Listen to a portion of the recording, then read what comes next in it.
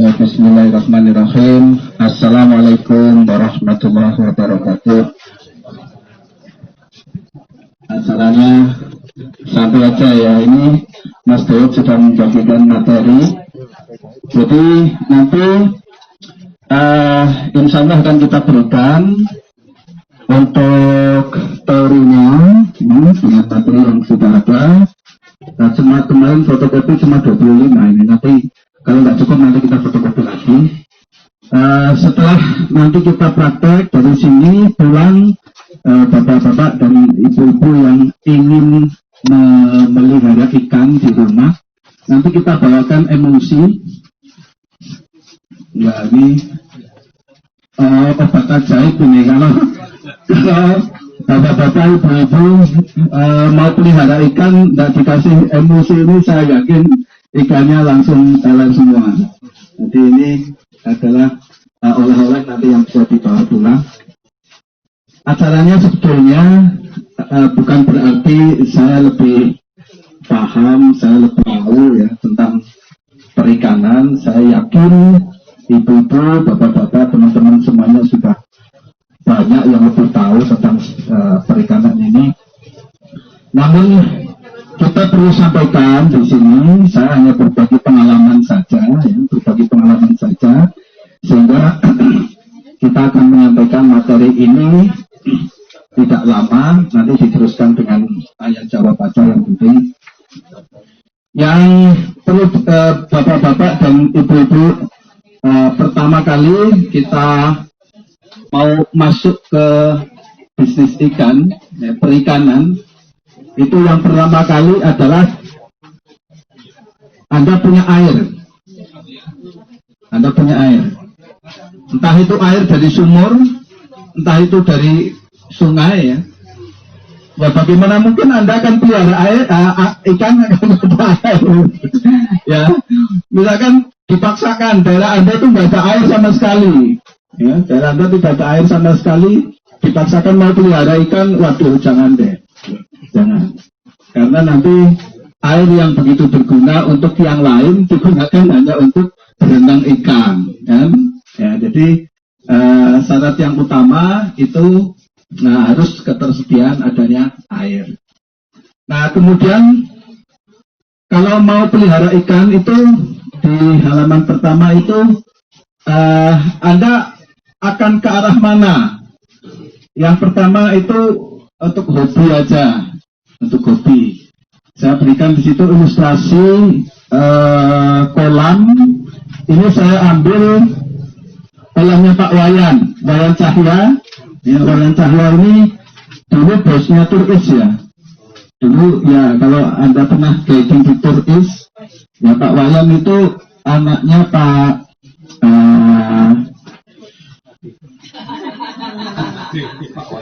Made.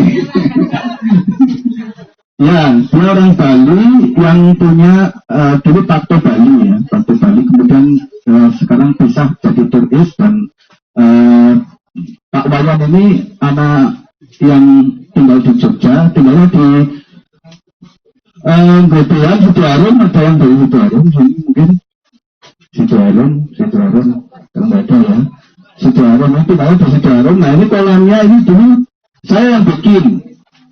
Kolam ini saya bikin, jadi waktu itu dia hobi sekali dengan ikan koi, ya, sampai menghabiskan berjuta-juta untuk beli koi, tapi mati terus.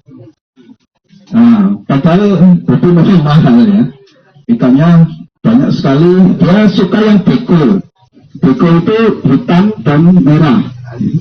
Kohaku dia nggak suka, tanco nggak suka, dia sukanya yang beko aja.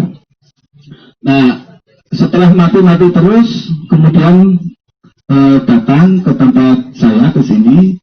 Nah, kemudian bicara, kok kolam saya kok nggak representatif apa ya untuk koi saya mati terus.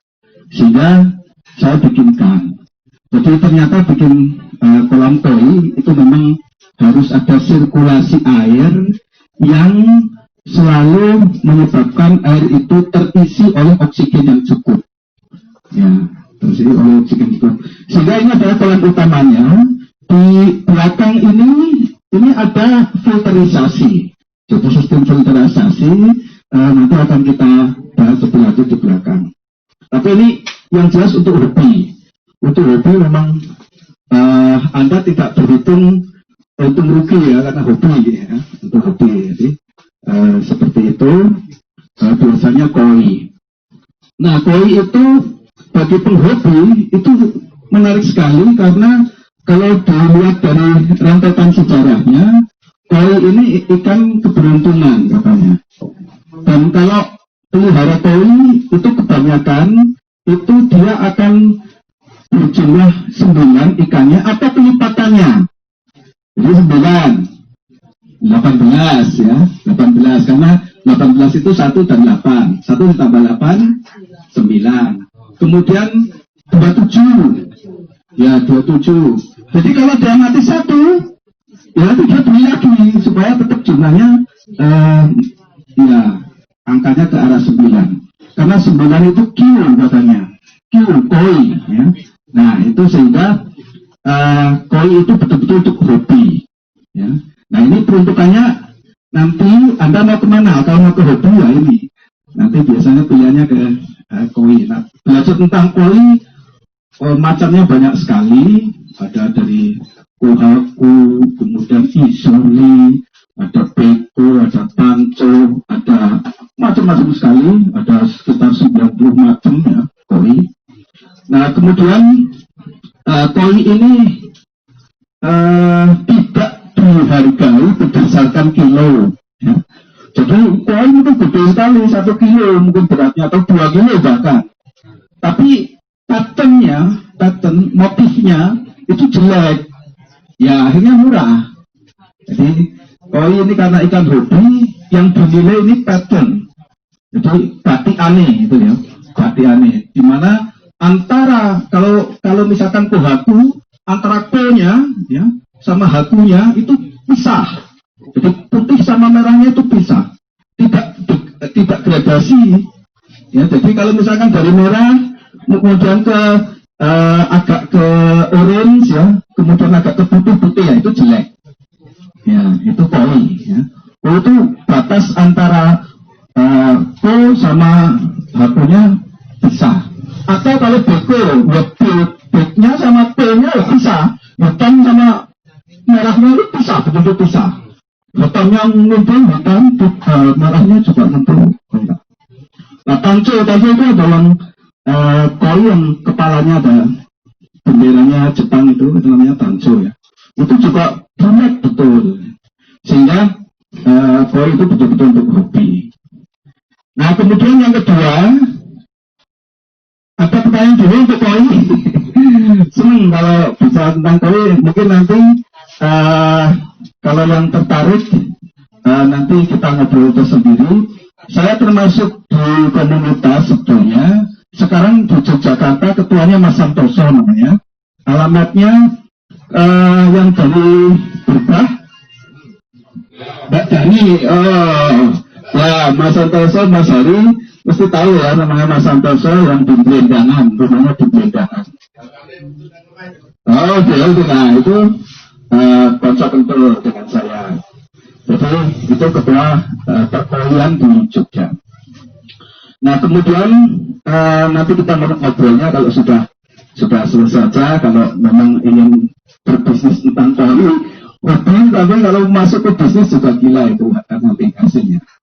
Ya kemudian yang kedua, ini kita bisa juga sebagai usaha sampingan. Ya, usaha sampingan. Usaha sampingan artinya Anda guiding ya. Tapi kepingin punya hasil dari sampingan sehingga pelihara ikan. Jadi yos, gelem-gelem ora-ora ya. Nah ini nanti kita pilih jenis ikan yang kira-kira kalau nggak dikasih makan ya nggak mati itu loh. Karena kalau usahanya sampingan seperti ini, kemudian Anda pelihara ikan yang harus Anda menangani secara khusus tiap hari, di mana Anda overland 1 minggu, rane ngopeni ya mati. Ya, tapi ini kalau nanti kita kalau sampingan ya rujukannya ke ikan-ikan yang tahan. Orang mangan suwe waktu dukung banyu. Grama itu ya waktu dukung banyu ngeblek itu nanti ya. Dan jenis kolamnya juga akan lain nanti. Ya, jenis kolamnya akan lain. Kalau untuk sampingan ini sebaiknya di tanah. Jadi seperti di depan rumah kita itu kolam tanah, bawahnya tanah.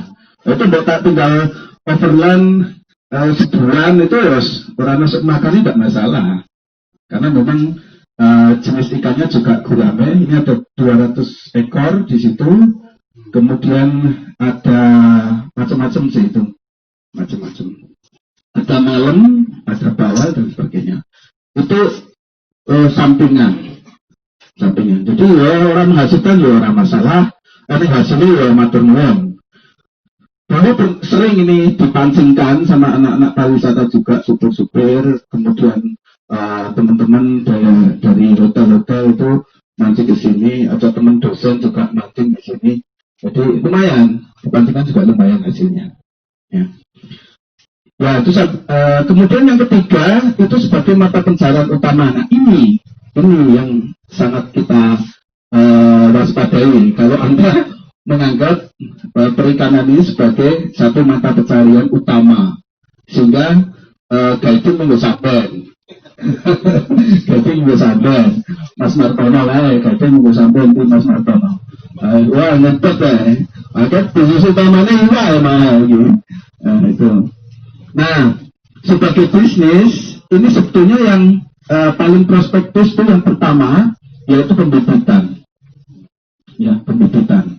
Nah, kemudian pembibitan ini permasalahannya adalah lahan karena diperlukan lahan yang cukup. Kolam minimal 4, Pak. Minimal itu 4. Jadi peruntukannya itu di halaman berikutnya. Jadi harus ada kolam untuk indukan. Ya. Indukan kenapa harus disendirikan? Kira-kira kenapa? Induk. Ya. Betul. Pengalaman berarti ya. Kayak induk sing sok misuh lah ya. Ya. Karena indukan itu biasanya ukurannya jauh lebih besar dari anak-anaknya kan. Kalau indukan itu dicampur dengan yang kecil-kecil, harus lo entek si cilik-cilik, habis itu nanti. Habis, ya.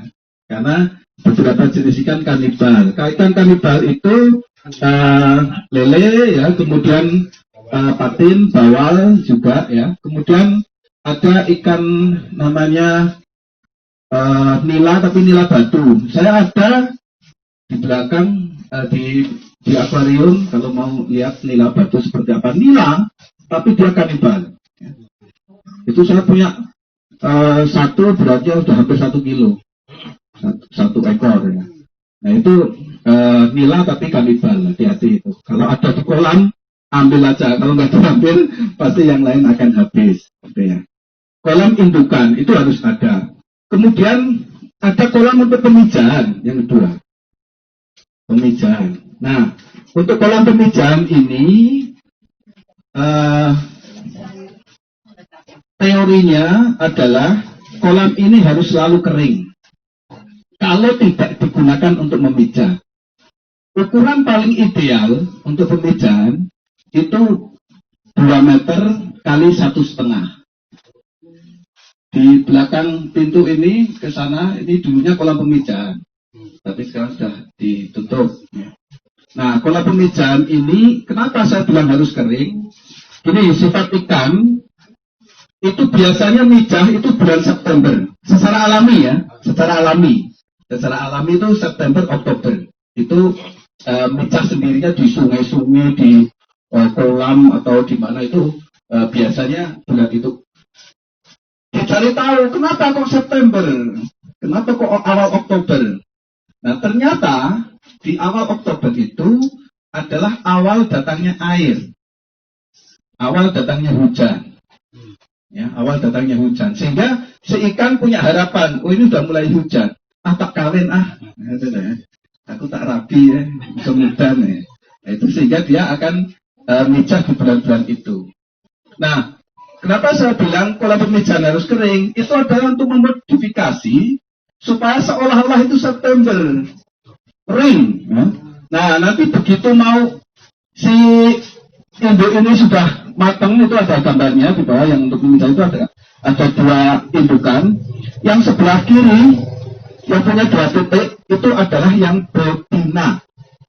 Jadi lele itu nanti kalau dibalik, ya, kalau ada 2 lubang itu betina. Foto ya. Foto. Aku orang wani ngomong nek nggon foto. Mas saya guru ya. Nah, kemudian kalau cuma 1 ya, dan itu biasanya lebih keluar memanjang ya, itu pasti jantan. Nah, kemudian untuk pemijahan ini biasanya ukurannya bukan jumlah, ya. Antara berapa toh yang pejantannya, berapa toh yang betinanya yang efektif. Itu ukurannya bukan jumlah, tapi berat. Jadi 1:2. Kalau betinanya 1, pejantannya 2 kilo, maksudnya itu 1 kilo 2 kilo. Jadi kalau misalkan betinanya mungkin 3 ekor. Tapi beratnya itu cuma 1 kilo. Jadi 1 kilo isi 3 betina ya. Kemudian harus cari jantan yang seberat 2 kilo. Meskipun cuma 1. Walau toh, itu wani ngarungi telu ya. Nah, betul. Mereka ditembak. Nembak itu lega itu.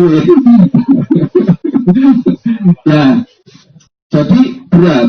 Atau mungkin sebaliknya, Anda punya betina 1 beratnya 1 kilo, berat. Atau mungkin mas 3 kilo, betul sekali. Ya. Nah, Anda butuh pejantan dengan berat 2 kali lipatnya. 2 kali lipatnya. Misalkan pejantannya beratnya yang cilik-cilik, apa cilik-cilik apa-apa, dari beratnya 2 kali lipatnya. Misalkan 1 kilo tadi, betina 1 kilo, dan dibutuh pejantan 2 kilo. Mungkin 1 kilo, ya berarti 2 pejantan. Atau mungkin seberat 2 kilo tapi 4, enggak masalah. 1 lubang, rame-rame. Nah, berarti berempat yang ngawini. iya, betul sekali. Betul. Menginspirasi. Jadi takarannya berat, ya. Jangan takarannya jumlah, tapi takarannya berat. Nah, caranya ini penting sekali. Kita berbagi pengalaman di sini. Setelah kolam ini kering, ya, dikeringkan, kering sekali. Untuk memicu si pejantan ini cepat-cepat nguyak semedok ya, ngawin itu saat mau dilebu, mau dikasih air, itu dialusi telur bebek. Telur bebek paling enggak 2 ya, minimal 2. Itu dipecah terus diaduk ya. Nah, SNC. Nah, rasa dikai rasa dikai uyah karo mricong Mas Dodi. Itu setelah diudak, Anda ambil kuas untuk ngecat itu. Nah, kemudian bumbunya ini dikuasi pakai telur muter. Biarkan kering dulu sampai kering. Setelah kering, terus dilepin dada. Dikasih air kira-kira 40 cm ya, 40 cm dari tanah ya, 40 cm. Nah, kemudian si pejantan masukkan dulu. Pasti dia akan birahi. Birainya karena apa? Kira-kira telur. Jadi dianggapnya, ini ada betina, ada telur.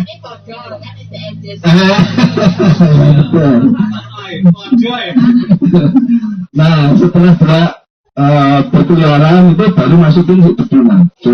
Wah, itu langsung kawin. Langsung diut air, kemudian masukkan pejantan dulu ya, jangan betina dulu. betina dulu biasanya nanti pejantannya malah grogi. Jadi biar pejantan itu menguasai daerah situ dulu. Ya. Ya, begitu ada musuh masuk, sikat. Nah, berapa durasi waktunya kira-kira? Mas Artana mungkin tahu? Kelinci 10 menit, Mbak. Saya punya kelinci di belakangnya. 10 menit udah selesai. Kalau ikan bisa 1 malam. 1 malam. Ya, betul, sampai tele-tele. Ngombe apa? STMJ itu tadi.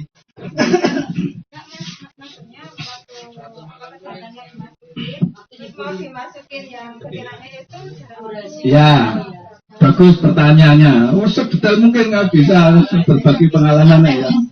Ya, jadi kalau pejantan sudah masuk di situ, ya, biarkan dia menguasai daerahnya dulu. Ya, biasanya kan busa itu saya tenang. Kalau dia sudah tenang itu biasanya dia akan minggir di pinggir kolam itu ya, diem gitu ya, diem ya. Lalu itu akan diem seperti itu, dia sudah menguasai benar. Ini lokasi saya. Nah itu baru kita masukkan. Kalau dihitung waktunya tergantung lelenya. Ada yang lele agresif itu kadang-kadang sampai 1 hari belum ya nggak usah ditunggu nih bang. Iseng biar aja nanti nanti dia akan kita akan tahu udah nggak tenggelam gitu ya. Ya tenggelam. Makanya dulu kolam pemijaan ini saya kasih di sebelah rumah karena berdekatan dengan tempat saya tidur sehingga udah mulai tenang. Nah, nanti kita lepas yang betinanya. Nah, mana maksud? Ya, apalagi, nah ini menarik kalau sudah sampai pemijaan. Karena apa? Bisnis ikan yang paling menjanjikan itu di pemijaan. Pembesaran, nanti kita akan bercerita tentang besarannya. Banyak sekali resikonya. Tapi pemijaan, saya telah mijakan koi seberat 1,5 kilo betinanya. Itu bisa menghasilkan sekitar 3.400 anakan sekali bertelur. Ya. Katakanlah kalau itu dijual 1.000 aja per ekor, ya. 1.000 aja per ekor itu ditempurah ya, dibakul ngasem itu loh. Dulu pasang ngasem dulu, sekarang di pastry. Itu udah 3.400 kali 1.000. Ya kan? Hasilnya minta ampun. Istimewa. Mas Santoso di Belendangan itu sekarang udah punya kolam sendiri 2,5 hektar. Kolam sendiri ya, 2,5 hektar Belendangan itu. Hasil dari koi. Dan isinya di bintang film loh.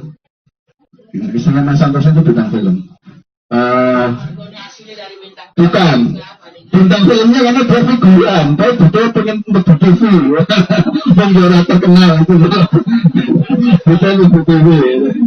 Ya, nah motornya juga Harley Davidson, petanikan loh ya, motornya Harley, ya motornya mewah-mewah juga. Mas Mbak Dani pasti kenal itu, Mas Santoso.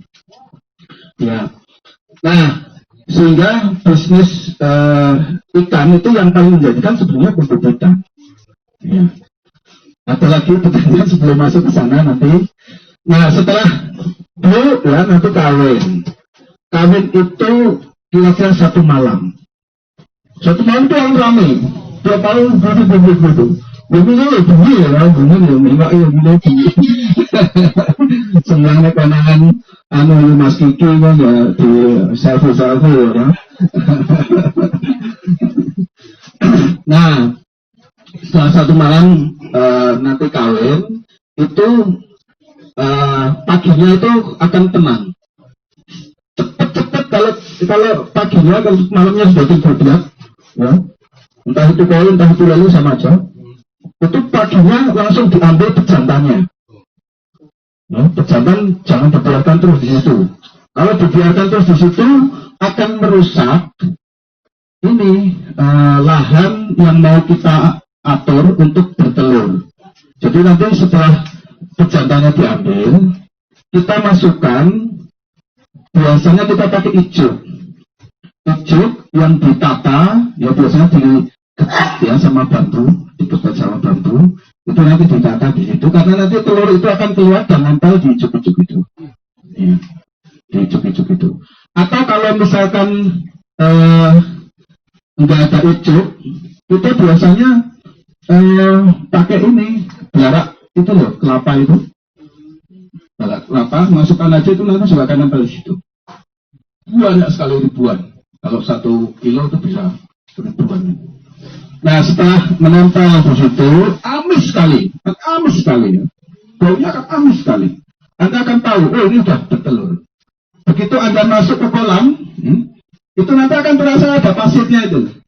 Itu ada telur. Ya makanya kita buktikan dulu ya, oh ini udah ada telurnya. Nanti kalau ada geramai itu di pinggir kolam itu juga akan merentul, kemudian karena belum kelihatan, karena kalau yang tetap baru keluar dari ikan itu belum kelihatan, masih sama bentuknya dengan air, ya. Nah sehingga Anda merasakan seperti itu. Kalau sudah seperti itu, sudah keluar semuanya, induknya diambil. Karena apa? Dimakan, benar. Untuk apa aja itu lele, koi, jenis yang lain, gurame pun seperti itu. Nah, gurame ada yang mau tanya enggak? Gurame agak lain ya. Karena gurame itu bikin susu nanti. Ya, nanti. Ya. Gurame saya tanya dulu. Antara lele dan koi apa masih sama lubangnya apa? Yang kedua, untuk secara sederhana beternak koi, apakah bisa di kolam apa bukan akuarium yang agak besar? Dua aja dulu, oke. Yang pertama jawabannya gampang, sama. Sama. Jadi koi nanti kalau lihat di belakangnya juga akan ada 2 lubang yang jauh. Kemudian juga postur tubuhnya koi lain, ya koi akan lain. Yang pejantan sama yang betina akan lain. Pejantan itu kepala cenderung lebih gede daripada badan. Ya, hampir sama lah, pokoknya cenderung lebih gede daripada yang betina. Yang betina kan mengicip itu terus perutnya membesar. Ya, jadi bentuknya kayak avocado, ya, avokat itu besar ke belakang. Nah, kemudian juga kalau sudah matang, kalau Anda balik, kemudian Anda pijat perlahan, kalau yang betina itu akan keluar hijau seperti telur tapi hijau, masih hijau. Itu bukan, jadi hidung telur. Ya, tapi kalau pejantan akan keluar airnya, cerut gitu nih. Ya. Jadi sama ya. Kemudian yang kedua, pertanyaan kedua, untuk luasan pemijahan, kalau ikannya koi besar, Mas Kiki, itu di akuarium kurang kena ya, kurang bisa lah, karena akuarium cilik banget deh. Kecuali akuarium 1 kali 2 meter ya, mungkin bisa 1 ya. Dan itu harus permanen ya, sampingnya itu harus tembok. Kalau kaca saya belum pernah nyoba, bisa nggak nempel di situ ya, telurnya itu. Kalau tembok sudah jaminan bisa nempel. Ada lagi Mas Arito ya.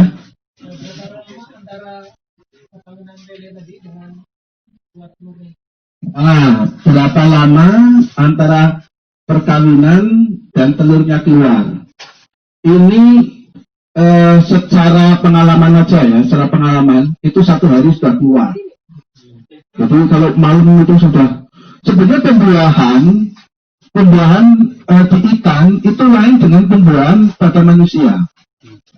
Pembuahan pada manusia itu dibuai dulu baru meteng. Nah, kalau ikan itu justru meteng dulu. Jadi kalau udah meteng, udah perutnya udah gede, dalu-dalu itu Nah baru dimulai dipijakan, ya. Jangan pijakan belum siap. Jadi kalau makanya cara paling efektif melihat ini sudah siap dipijak atau belum, ya diambil dulu induknya, dipencet perlahan perutnya, itu nanti akan keluar. Kalau keluarnya masih hijau, itu berarti belum matang. Tapi kalau udah kuning ya itu, wah telurnya udah matang. Itu nanti baru dipijakan. Jadi pemijahan itu sebetulnya di lele maupun ikan lain itu hanya mencampur sperma si pejantan, ya, untuk di kolam itu sehingga nanti si betina akan mengeluarkan telurnya dan tumbuhan di luar sebetulnya. Tumbuhan di luar. Ya, tumbuhan antara si sperma dan telur itu sebenarnya masih di luar. Di luar. Nah, orang aja pun orang dadi no. Ya, ada yang sama, ada yang enggak ya. Ya, sehingga setelah itu, ya, setelah nanti si betina ini diambil, nah ini dibiarkan telur ini 3 hari jangan diganti airnya. 3 hari sama sekali tidak perlu diganti airnya. Karena di situ masih ada sperma, ya sperma yang masih menggauli ya sih telurnya ini loh. Nah 3 hari setelah itu baru nanti kalau mau diganti jangan suruhan. Jadi maksimal itu 50%. Jadi 50% itu airnya makanya dikasih gembosan ya, gembosan air atau outlet. Nah setelah outlet ini kira-kira separuh ditutup, dimasukin air yang baru. Lebih aman lagi Anda kasih aerator untuk mengisi oksigen, ketersediaan oksigen terlarut dalam air, ya. Sehingga oksigen itu kan ada yang terlarut dalam air juga, yang penting itu nanti buat telur-telur itu. Oke. Oh, aerator. Ya, aerator ini pupuk-pupuk loh. Pupuk-pupuk loh. Ya, itu ada dua macam. Bisa yang hanya pakai air itu bukan air banyu, air udara. Jadi menghembuskan udara dipompa ke dalam air sehingga air akan tercampur dengan oksigen. Yang kedua itu dengan pompa air, ya, pompa sirkulasi. Nah biasanya ini terendam, ya, terendam. Ada yang perlu contoh nggak? Tak ambilin sebentar.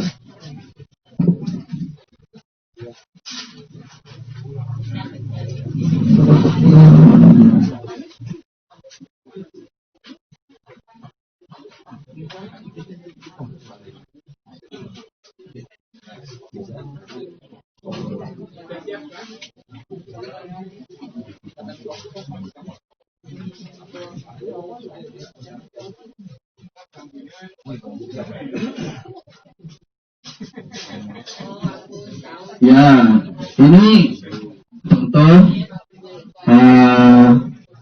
jadi air masuk ke sini terendam di dalam air. Sehingga ini cuma 5 watt, kalau yang ini 15 watt. Yang ini 15 watt.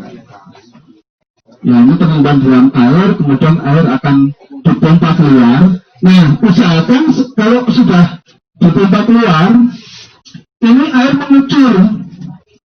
Jangan dipompa keluar, tapi keluarnya cuma di permukaan itu loh. Jadi kalau untuk motor, itu nanti nggak ada oksigennya. Karena oksigen itu akan ada setelah ini kerucuk-kerucuk ke bawah itu kan. Itu nanti akan oksigen masuk ke dalam air. Sehingga oksigen dalam airnya ada. Usahakan mancur gitu ya. Ya, di paling ya 1 kiloan ya, 20 cm itu udah mancur itu. Ya itu aerator. Kalau aerator ini pompa ya. Kalau aerator itu sifatnya membran, ya membran yang bekerja memompa angin, kemudian pakai selang kemudian akan menghasilkan oksigen. Gitu ya Pak Budi ya. Bukan karburator atau radiator. Itu yang di akuarium ya, itu Betul, yang di akuarium itu kebanyakan aerator. Aerator. itu di kolam. Di kolam, biasa di kolam. Nah ini nanti disesuaikan dengan besar kecilnya kolam. Kalau kolam itu ukurannya agak besar ya pakai yang agak besar. Tapi kalau cuma kecil ya pakai yang kecil aja nggak masalah. Ada lagi ini dipun-pun. Nah kemudian setelah ini dikeluarkan kira-kira kalau terdapat ikan. Kalau koi itu biasanya 3 hari menetas. 3 hari, jadi maksudnya waktu kita ganti air, kenapa saya bilang 3 hari? Karena 3 hari itu nanti akan menetas. Kalau menetas itu amis sekali. Amis sekali nanti, airnya jadi amis sekali. Karena itu kandungan potas telurnya itu akan pecah dan campur dengan air. Sehingga air itu akan di atas permukaan. Kalau kita lihat dari samping, itu ngomong dia. Kayak ada minyaknya. Ya, ngomong. Nah, sehingga makanya kita ganti airnya 50%. Supaya tidak begitu amis. Nah, ikan yang baru menetas ini belum diperbolehkan dikasih makan ya. Nah ini yang penting, belum diperbolehkan dikasih makan. Kalau Anda kasih pelet pasti mati semua, pasti mati semua ya. Karena jangan dikasih makan. Nah setelah ini nanti biasanya seperti pelontong itu apa, bohlam ini ya, lampu itu loh. Tapi ada ekornya kecil di belakangnya, di air itu kelihatan seperti itu. Anak kodok persis, ya. Akan berenang ke sana kemari kelihatan. Dibiarkan aja, biarkan. 1 minggu setelah itu ganti airnya, 50% juga. Tapi kalau ganti air kan nggak ada sebagian itu. Nah, caranya ya bersaring Bu, ya. Iya, jadi waktu kita mau ganti air itu airnya disaring, jadi nanti yang ada di saringan itu dimasukkan ke kolam lagi. Ya, memang penangannya agak rumit ya. Nah, ganti air 50%, terus nanti dibiarkan lagi 1 minggu. Nah, 1 minggu setelah ganti air yang kedua tadi, itu baru dimasukkan ke kolam tebar. Nah, kolam tebar itu hati-hati. Kolam tebar Anda itu menyiapkan sebelum ini dipijah. Sebelum dipijah, itu Anda sudah harus menyiapkan kolam tebar yang ada di gambar berikutnya itu kolam tebar. Ya, kolam biasanya luas. Ya. Kemudian tengahnya dikasih jegelengan seperti itu di gambar itu. Ya, kalau nanti untuk mempermudah pengambilan kalau pas panen. Ya. Nah, kemudian kolam tebar ini kenapa sebelum kita pecah sudah harus disiapkan? Itu harus kita kasih air, ya. Kemudian kita kasih emulsi. Ya, emulsi ini saya kasih sedikit aja buat Anda sebagai contoh. Nanti kalau Anda mau pelihara di kolam polyflox yang 1 meteran, ini cukup. Ya. Nah, kalau di kolam yang besar itu kita butuh paling tidak itu 5 kilo. Emulsi itu terbuat dari apa aja? Ya, saya berikan resepnya. Kalau mau ditulis monggo. Ya, emulsi itu sudah ditulis dari sini, mas saya lupa. Ini materi udah lama nggak saya baca.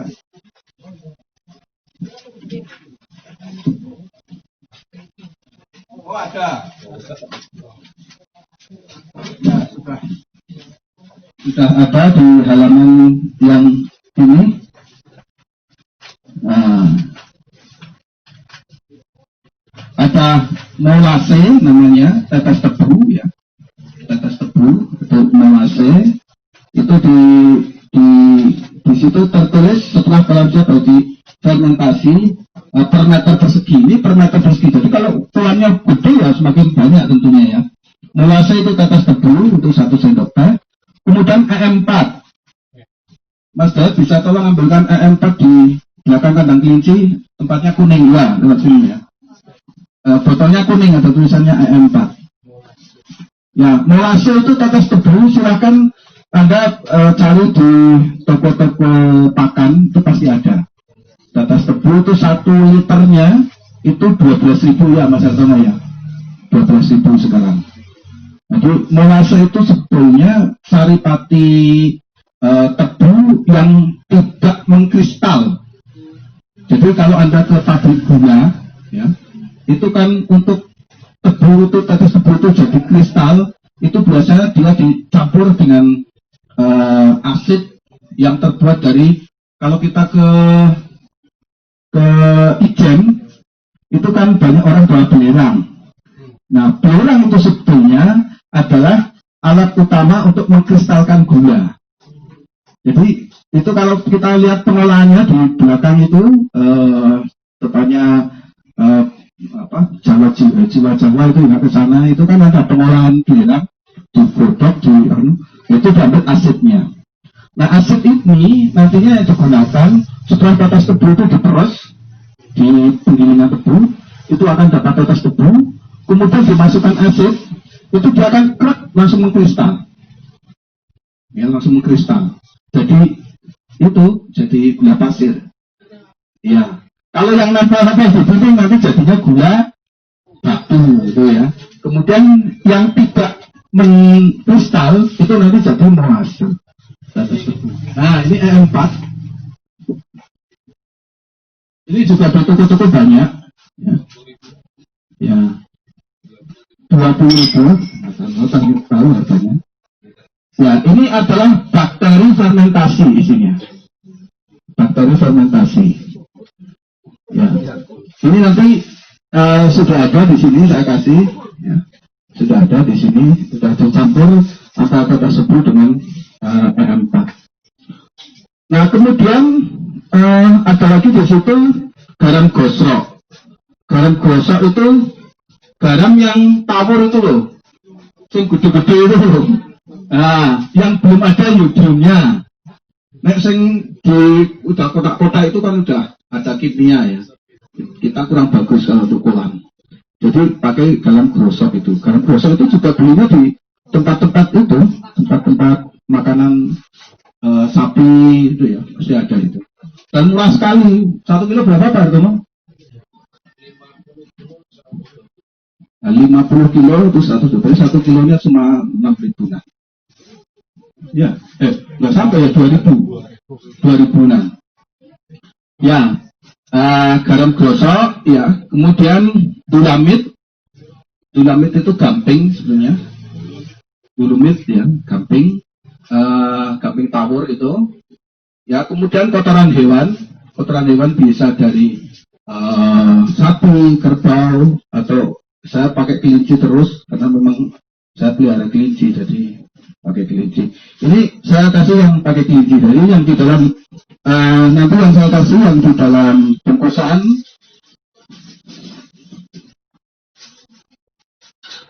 Nah, ini sudah berisi komplit. Ada dolomit di sini, ada garam gosoknya, ada intil dari kelincinya, ya. Ini sudah ada di dalam sini semua. Nanti Anda tinggal masukkan ke kolam yang mau pelihara ikan, ditaruh di situ selama 1 minggu. Nah, ini yang sudah saya campur antara E4 dan molase. Ini cukup untuk 1 meter persegi.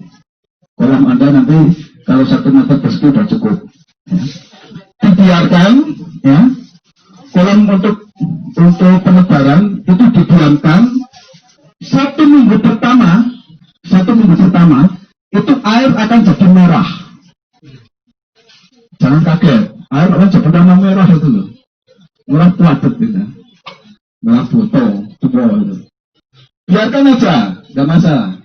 1 minggu berikutnya, jadi 2 minggu, 1 minggu berikutnya itu akan berubah jadi hijau pekat. Hijau kayak ada lumutnya itu. Nah, hijau itulah sebetulnya zatnya Moina dan Rotifera. yaitu sejenis hewan kecil-kecil sekali yang hidup di air, ya, yang merupakan makanan dari benih yang akan kita tebar. Jadi kita tidak perlu kasih makan, tapi dengan menciptakan air itu menghasilkan makanan alami. Jadi Daphnia, Moina, dan Rotifera itu hewan yang kecil di situ. Nah, setelah muncul, kalau Anda biarkan 1 minggu itu akan menjadi bening, putih bening, bukan putih, bening ya, bening lagi. Nah itu udah jentik, jentiknya udah siap untuk dimakan. Anda tebar si bibit tadi di situ, nggak usah kasih makan, terus gede dulu itu, terus gede dulu. Ya. Nanti setelah 1 bulan baru Anda kasih makan. Anda kasih makan, jangan pakai pelet langsung, hati-hati. Ya. Jangan pakai pelet langsung, karena pelet itu, meskipun yang ukuran F1000 itu yang paling kecil ya, paling kecil itu, F1000, itu Anda masukkan, kalau dimakan si ikan, itu di dalam perut, dia akan mengembang, kayak sarini. Mengembang, dan akhirnya si ikan ini akan bungkus-bungkus setengah kayak aku manual gitu, betul. Nah itu terus akhirnya paginya akan menggantung di permukaan itu loh. Biasa tuh ya sering lihat ikan itu menggantung kayak kabotan weteng, jerunya harusnya ada oksigennya, itu kebak makanan. Nah itu menggantung biasanya, cari oksigen, dia cari oksigen, menggantung. Nah itu akan mati. Ya, jadi jangan dikasih pelet dulu. Kalau Anda punya cacing sutra, cacing sutra itu banyak dijual di pasti ya dulu di Ngasem, itu cacingnya lebat sekali. Dikasih itu satu kilo, kalau belum naik harganya 4.500 1 kilo, itu tebarkan cacingnya, udah nanti dimakan itu alami, tidak masalah. Ya, cacingnya lembut sekali. Dia nyarinya biasanya di selokan atau di peceren-peceren itu ya, pengepul cacing sutra itu.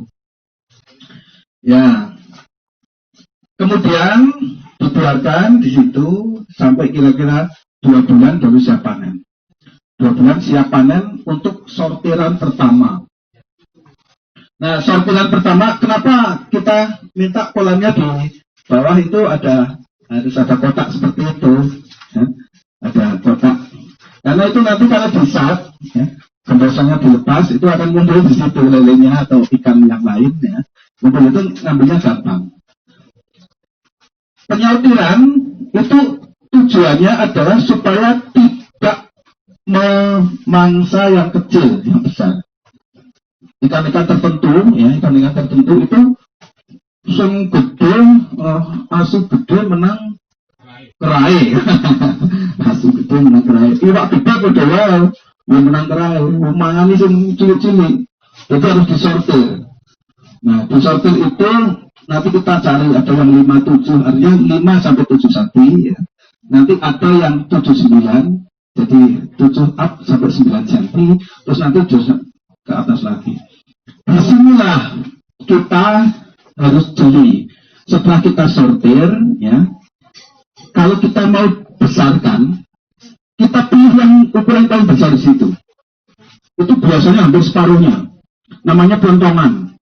Pelontongan itu adalah ukuran ikan yang lebih besar dari yang lain. Itu ikan-ikan agresif yang cepat sekali gede. Dan biasanya itu dibesarkan oleh petani, tidak dijual di pasar.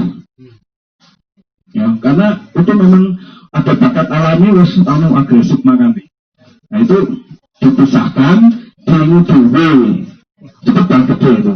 Nah nanti yang A dan B itu tadi dilempar ke pasar. Jadi kalau kita beli di pasar itu wis kunjungan biasanya. Karena beli agar pola kunjungannya. Kecil-kecil ya, umur transaksi ya kecil ya. Nah itu. Nah setelah itu makanya kita butuh 1 kolam lagi untuk penampungan.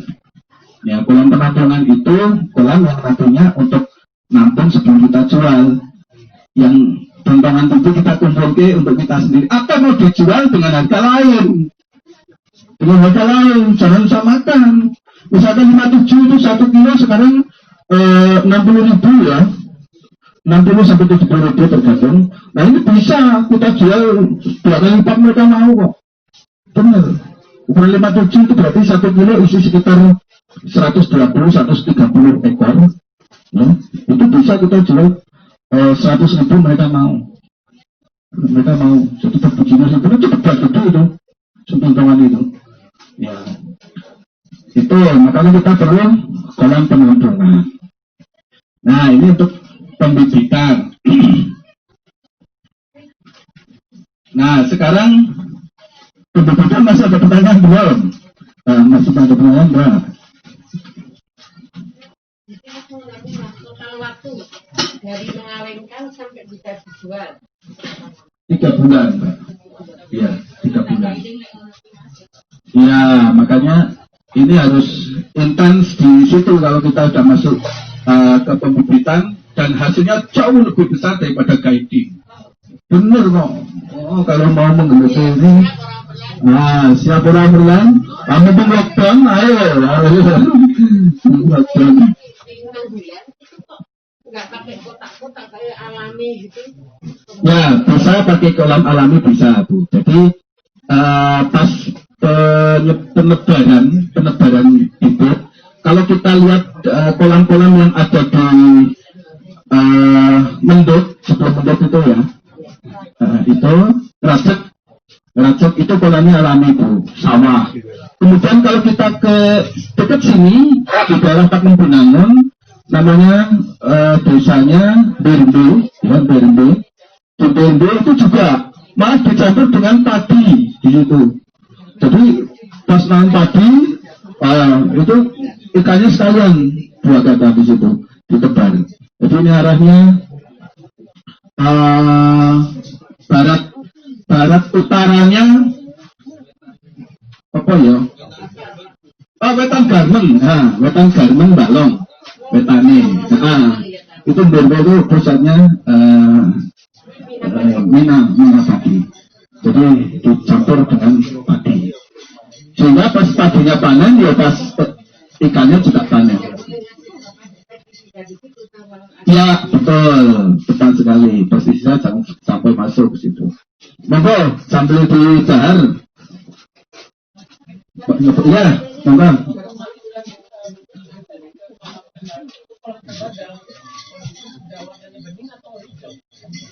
Bagus pertanyaannya. Ya, waktu masuk ke kolam tebar, apakah masih hijau atau sudah bening? Kedua-duanya boleh. Hijau, nanti sebentar lagi bening, itu.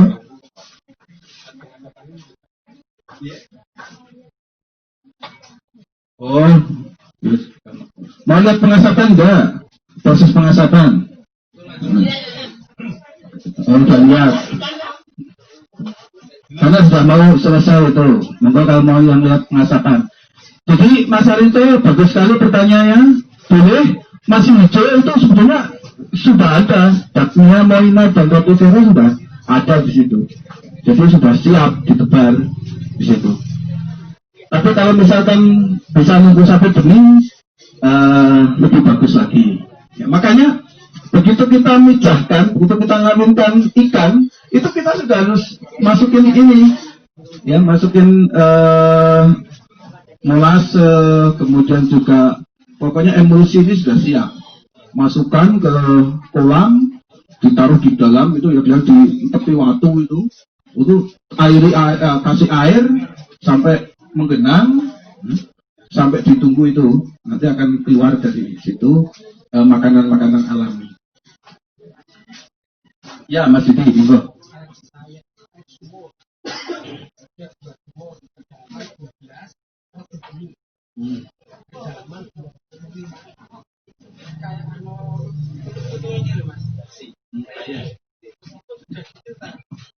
Bisa digunakan ya, karena saya nampung beberapa hari, mungkin 7 hari, warnanya tambah keruh. Jadi dikasih ikan hanya beberapa Ya ini loh repotnya. Ya. Bagus sekali pertanyaan. Pertanyaan ini sering sekali disampaikan oleh petani-petani ikan di daerah-daerah tertentu yang memang kadar airnya itu lebih banyak minyaknya. Jadi di bawah itu ada dua grade ya. Grade mungkin 6 meter digedok pas ana banyu nih. Ya. Tapi itu nanti pas ketiga asat harus ngeduk lagi. Nah ngeduk yang bawah itu sedimen yang di bawah itu sering sekali keluar kayak tayang itu tadi. Ya itu sebenarnya zat besi yang campur dengan yang mineral tertentu itu jelek banget buat ikan. Kalau saya menyarankan jangan pakai air itu, jangan pakai air itu. Jadi makanya dari awal saya bilang ono banyu ora. Aku pengen banyu iwak ora ono banyu nala ya poso ta. Pengen iwak ora ono banyu repot ya. Jadi air itu memang syarat utama. Kalau di situ tidak ada air yang bagus jangan dipaksakan ngingu iwak. Gitu. Jangan dipaksakan ngingu iwak. Oh kalau buka bagus, tidak masalah. Tapi kalau yang mengatakan kan daerah kecil itu kan kandungan kapurnya tinggi. Dari itu, oh bisa aja, tidak masalah. Tidak masalah, kapur tidak masalah. Ya. Nek kasusnya tempatnya Mas Wahyudi, ini kan kelirung-kelirung itu di permukaannya ya Mas Wahyudi. Kalau ada minyaknya itu repot. Minyak. Iya. Pada akhirnya coklat. Ya. Pada akhirnya coklat. Ya coklat, betul. Ya, kalau misalkan penasaran Mas Wahyudi tetap ingin nyoba pelihara, ya coba nanti dikasih ini dulu di bak ya, kira-kira 1 minggu, 2 minggu kalau airnya berubah, coba dikasih ikan, jangan beli banyak-banyak, 10-20 ekor coba. Setelah masukin ke urip, alhamdulillah terus gitu loh. Wah Pak Tony, halo, selamat siang. Aku pakai beruh ya. Ya, siap.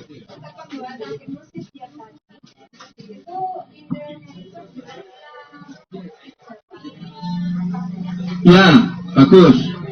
Jadi kotoran itu Anda kalau misalkan Anda tidak merasa jijik, basah pun tidak masalah. Pun biar dibasahin neng jero banyu gitu ya. Baru tidak masalah. Baru tidak masalah. Tidak pengaruh. Kambing apa aja kotoran hewan tidak masalah. Ayam pun tidak masalah. Cuma resikonya satu kalau ayam. Baunya. Kalau ayam itu baunya minta ampun. Ya. Ayam takut boleh dikumpulin itu ya kotorannya, tapi ya baunya itu nanti itu. Iya, baunya. Luncung itu kan baunya minta ampun. Tidak masalah. Iya, yang udah kering ada memang. Banyak itu kan di toko-toko pertanian. Ya, tidak masalah. Ambil pakai itu tidak masalah. Ya. Yang penting nanti takarannya sama seperti ini.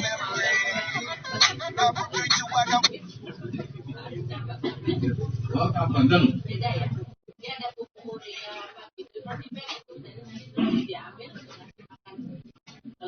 Ya, ada pertanyaan dari Mbak Prati di daerah pesisir utara ya terutamanya pesisir utara itu karena mereka menggunakan air laut, ya, air payau, sehingga untuk meningkatkan pH air laut itu dikasih urea memang. Jadi urea ini makanya di perairan utara Pantura itu kalau Anda lihat tambak-tambak di situ itu biayanya mahal sekali, betul ya Mbak? Karena dia harus stand di situ pH meter. Begitu pH-nya turun, masukin urea dan sekarang carinya juga agak sulit. Ya, kita harus ikut koperasi kayak Mas Antoro punya kartunya itu untuk beli urea. Ya, jadi itu untuk meningkat. Tapi kalau untuk air tawar tidak masalah, bisa dikasih. Itu ya untuk pemijahan. Kemudian Kemudian untuk pembesaran, nah ini kita masuk ke pembesaran. Nah, jumlah dan volume kolam bisa disesuaikan minimal 2, harus ada 2 ini. Karena nanti ada sortiran tadi, penyortiran. Jadi kolam yang pertama ini yang kecil-kecil, yang kedua mungkin yang besar-besar, agak besar. Ya. Karena kalau nggak disortir nanti akan saling membunuh. Kemudian administrasi harus smart, terutama konsumsi pakan. Ini yang perlu saya tekankan di sini. Karena gini, ibu-ibu, bapak-bapak, teman-teman semuanya, tutup panas yang aku tak ganti dulu ya. Ya, kenapa saya bilang harus smart? Ya, harus cerdas sekali Anda memberikan pakan. Karena begini, pembesaran itu hitungannya kilo loh ya. Kalau pembebitan tadi kan ukurannya berapa biji, berapa ekor ya. Nah, ini kilo. Artinya gini, Anda masukkan lele atau ikan apa aja atau nila ya ke kolam. Ada kilo, takarannya kilo. Kalau misalkan di kolam saya yang belakang, yang polyflox, itu muatnya 5 kilo. Saya masukin 5 kilo ikan. Nah, kemudian saya kasih makan pelet. Pelet itu sekarang per kilonya 13.000. Ya, 13.000 pelet yang bagus loh, yang mengandung proteinnya tinggi ya, yang 13.000. Nah, sekarang harga ikan berapa 1 kilo? 24. Oh, ini kertas pasar. Ya, 24. Ya, 24.000 ya. Katakan 24.000. Artinya apa? Kalau Anda memasukkan pelet ke dalam kolam 1 kilo, ya, tadi ikan saya 5 kilo ya, masukkan 1 kilo, si ikan setelah 3 hari mungkin dentaske, dipanen, atau nggak usah dipanen, tapi dentaske dicoba aja, dentaske.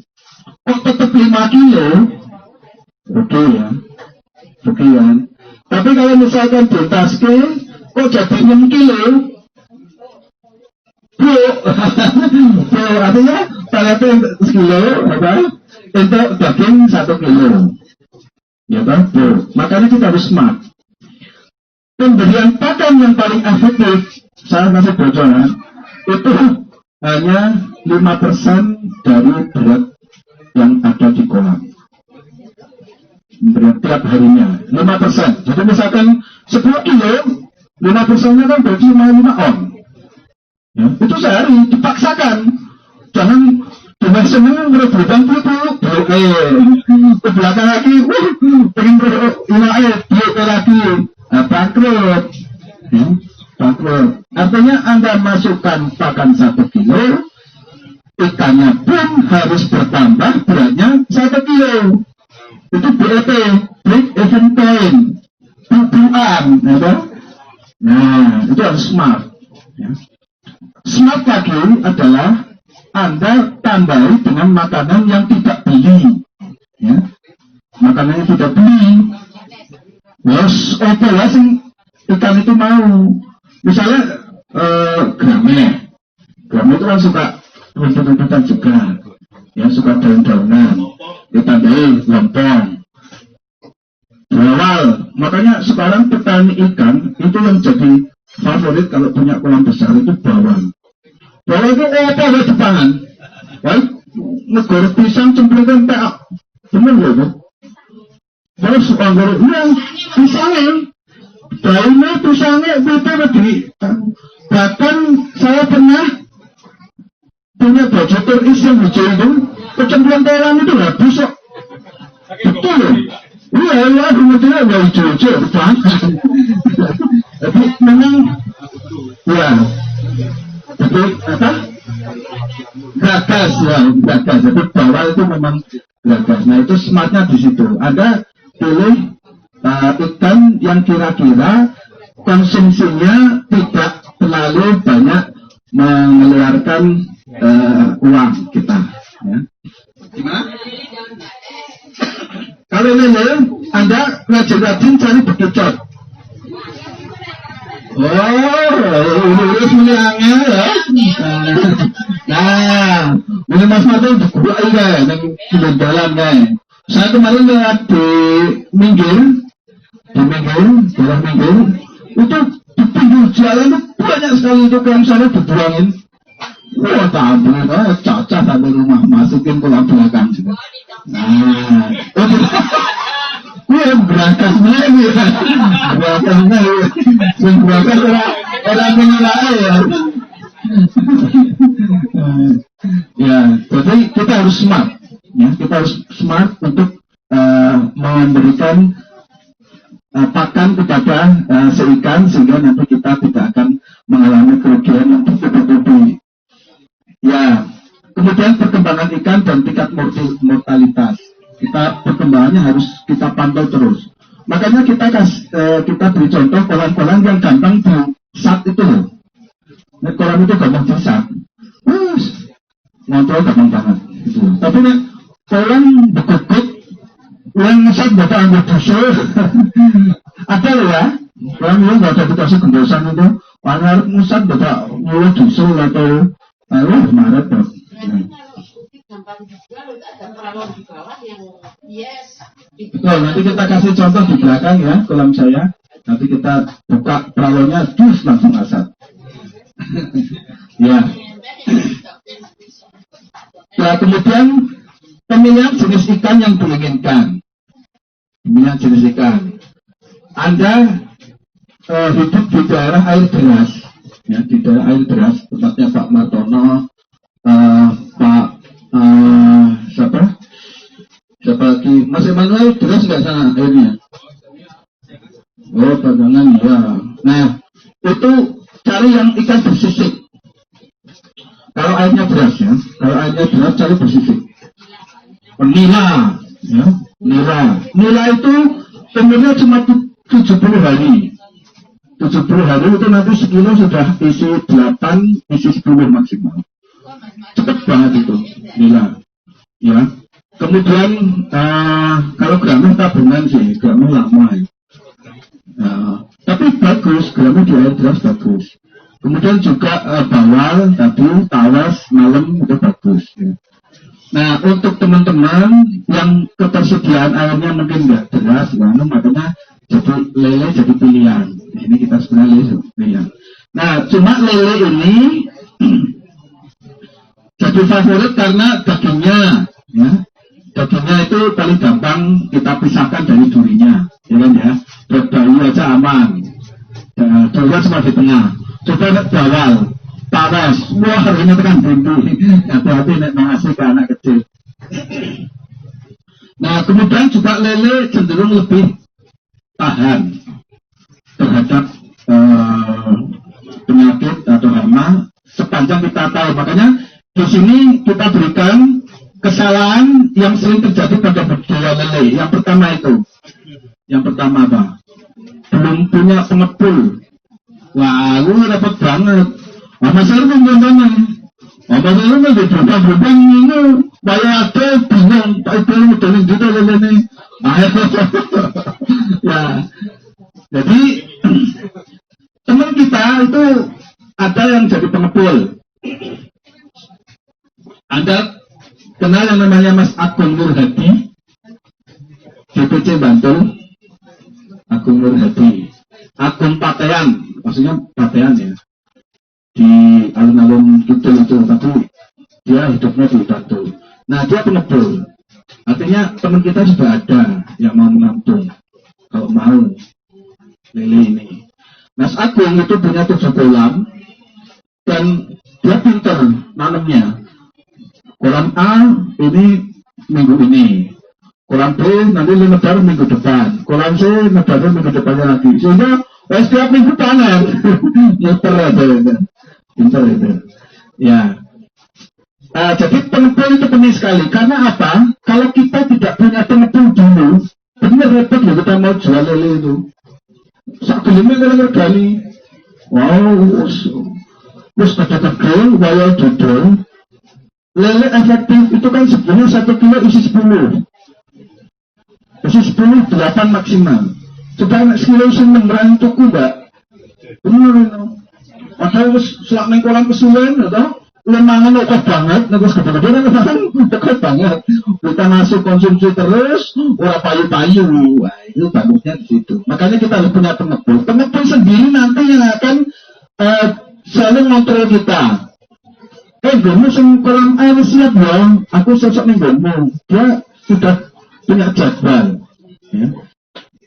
Kutu ada, kutu TVRI kutu apa jenis? Kutu Tegal, itu Pak Yono namanya, dia pengepul. Anda hubungi mereka dulu, Pak Yono gelem aku leleku. Nanti kalau mau, Anda sudah paling oke, saya minta nomor WA-nya, nomor teleponnya. Nah, tidak punya pengepul, repot, betul. Itu yang usaha pertama. Yang kedua hanya punya satu kolam. Amin dulu sak kolam. Akhirnya gede-gede, lu gede besar, mangan hijau-hijau, pas malah jentasnya panen, bahkan menjadi telur, gede banget. Kita namanya 3 kilo, tapi begitu panen, ternyata ya 3 kilo dan mungkin memang gede banget tuh, entah. Entah, itu karena kita hanya punya satu kolam. Jadi kalau kita punya 2 kolam, itu nanti disortir. Setelah kira-kira hampir 1 bulan ya, kita 3 minggu, nanti kita keringkan, kita cari yang kolam besar-besar, pindahkan ke kolam satunya. Yang kecil-kecil di situ. Nah, sehingga di gambar berikutnya itu ada teori pembuatan kolam yang bagus seperti itu ya. Jadi di zigzag. Jangan rokok. Jadi petaannya misalnya petaan di sawah di mana Jatiluwe itu ya, itu kan protol, bagaimana lurus itu jelek, karena tidak saling menguatkan. Jadi yang bagus itu yang ada di gambar itu, jadi endingnya mata setengah, jadi saling kait. Karena apa? Air itu berat banget, Mbak. Air itu sudah berat. Saat kita isi, kalau itu lurus, ya, lurus, temboknya lurus, tidak ada penguatnya, ambiar apalagi pas hujan, ketambahan air tidak kuat, gagal, temboknya yang panen, yang kebun jangan lele, berkeliaran, ya. Nah itu. Jadi makanya dibikin seperti ini, biar temboknya saling kait, ya. Nah itu punya banyak kolam. Ini saya ambil tempatnya Mas Agung Nurhati. Itu punya banyak kolam di sana.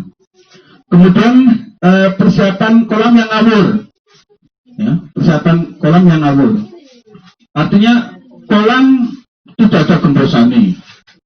Jadi wis menguatan ngeduk terus di situ bisa diairi air, dikasih air terus kayak iwak. Gue bayar panen wah, dulu dicari ya kenapa? Akhirnya cari siji sebetulnya dulu. Nah, dicari kenapa luas, tenggawai. Sesuai toko menang, bubut sembuang kue, alat setengah teh. Ya, jadi persiapan kolam nggak boleh ngawur. Kolam harus bisa diasat sampai saat kering itu ya. Contohnya ini yang di bawah gambar itu menggunakan terpal, ya, dari bekas baliho. Saya juga punya di belakang, tapi itu cuma bekas baliho dikasihkan ke besi kolam, ya, kemudian dikasih air. Ini ngawur. Kemudian juga ngawurnya dia tidak pakai emulsi. Dia begitu kolam jadi, ya, kemudian diisi air, kemudian ikan masuk. Ya, pasti akan banyak yang menggantung keesokan harinya. Atau kalau enggak seminggu setelah itu akan banyak yang mati. Karena ya itu tadi air tidak siap. Ya, persiapan yang ngawur.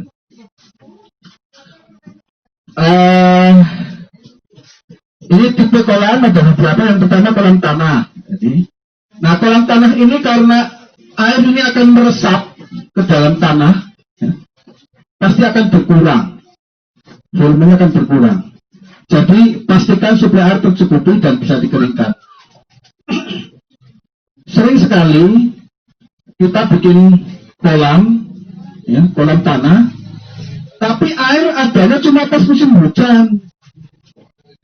Ya, pas musim hujan, dia sih dulu gramai. Jadi pas musim hujan, nang banyu, milih lancar. Begitu kali ini milih begitu kemarau datang. Terus airnya surut kan masuk ke tanah air. Jadi untuk air seperti kolam saya di depan ini harus suplai air harus sepanjang tahun ada.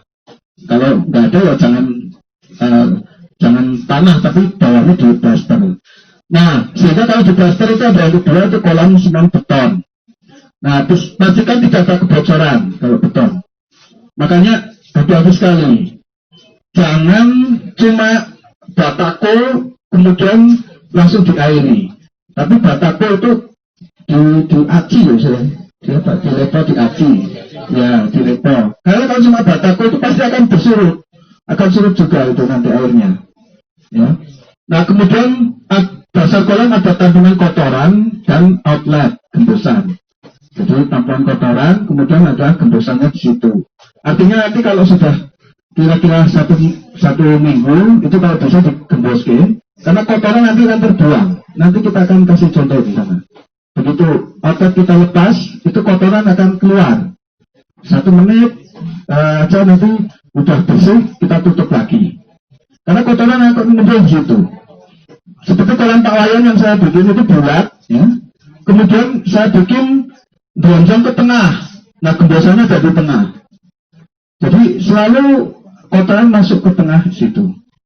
Nanti sedot difilterisasi. Nah sistem filterisasi ini yang ketiga itu kolam sirkulasi. Nah sesuaikan volume air dengan pompa sirkulasi. Pompa sirkulasi seperti itu tadi. Ya, itu disesuaikan. Nah gambarnya itu ada seperti itu. Mas Yunus enggak datang ya. Mas Yunus juga bikin kolam seperti ini. Saya juga ke sana. Karena diminta Mas Yunus, saya suruh bukan bikinkan, jadi tukang yang bikin, tapi saya yang ngarahke itu. Saya ngarahke. Sehingga sampai sekarang kolamnya jadi terus. Sekolahnya jadi terus tempat Mas Yunus itu di depan rumah. Jadi karena pakai filterisasi seperti ini. Jadi kolam utama, ya, kemudian masuk tengah ada pralon ke penampungan filterisasi. Nah penampungan ini harus lebih dalam dari kolam utama. Harus lebih dalam. Jadi di situ digambarkan yang bawah itu pompa. Yang ini. Halaman berikutnya itu yang skema kolam ikan koi ya, model L. Itu ada di teras rumah. Ini tempat Mas Yunus persis ini seperti ini. Teras rumah, kemudian di depan ada kolam. Nah sistem filterisasinya itu yang di bawahnya itu, yang kecil-kecil itu harus lebih dalam. Karena kalau lebih dalam, nanti kotoran akan masuk ke filter. Yang di dalam kolam itu selalu bersih. Ya. Yang air di dalam kolam itu selalu bersih. Karena nanti kotoran akan masuk ke dalam filter. Ya. Kalau Anda mau bikin kolam koi, saya dengan senang hati bantu ke sana. Ya. Tapi sediakan tukang loh, saya nggak mau tukang loh. Sediakan tukang. Nah, topo beres sama saya. Kalau tawaran itu topo beres, terus aku gawe kontak terus.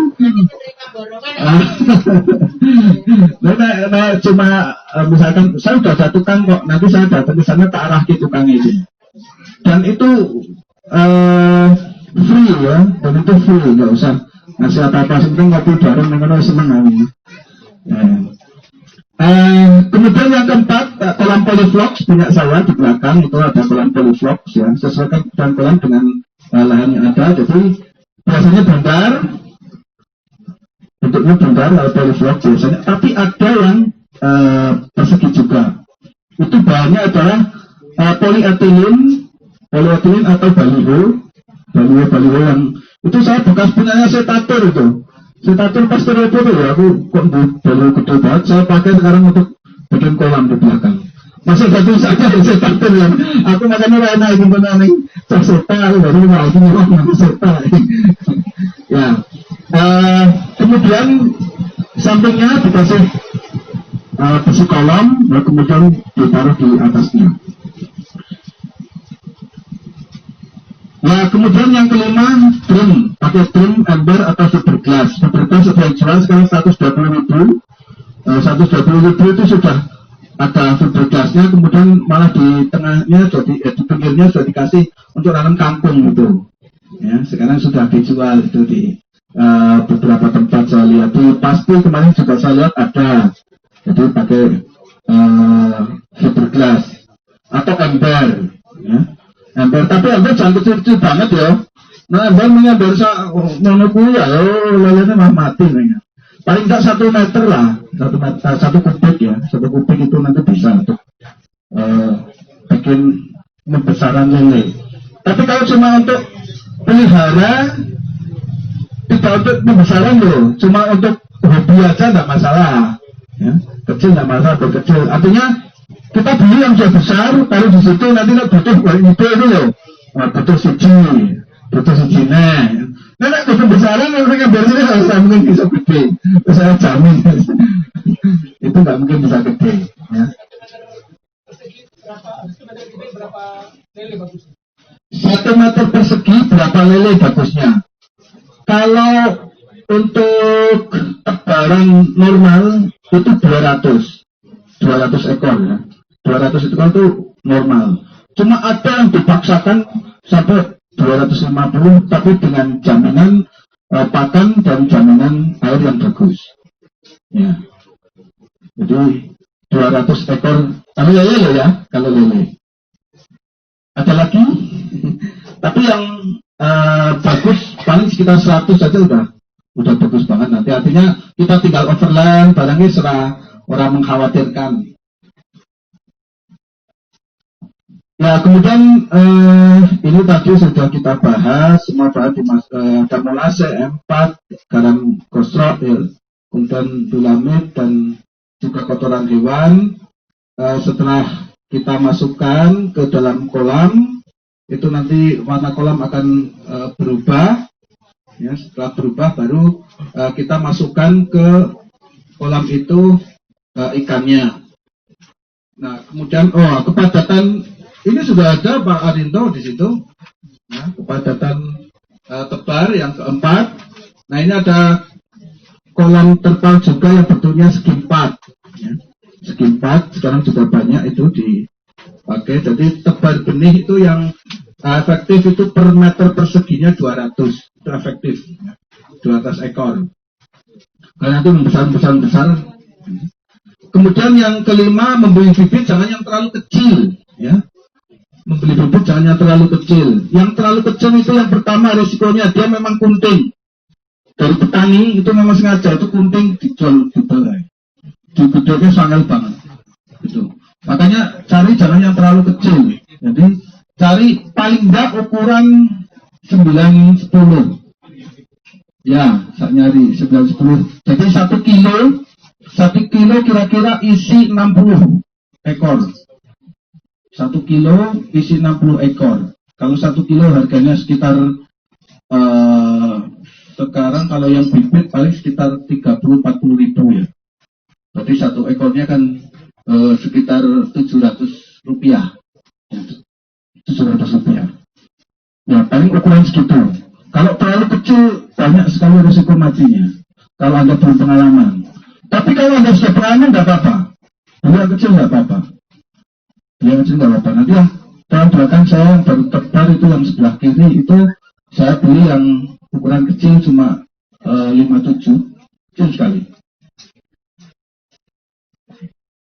Ya, sampai sini kemudian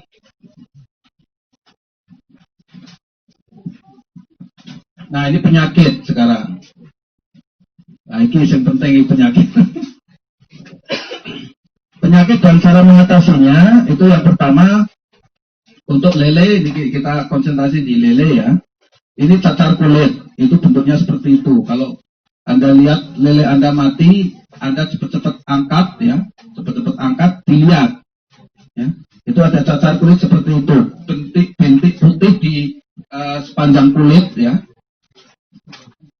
Ada gambarnya seperti itu. Ya. Kemudian kulit lele yang terkena borok seperti ini, ini adalah namanya cacar, kulitnya mengelupas, ya.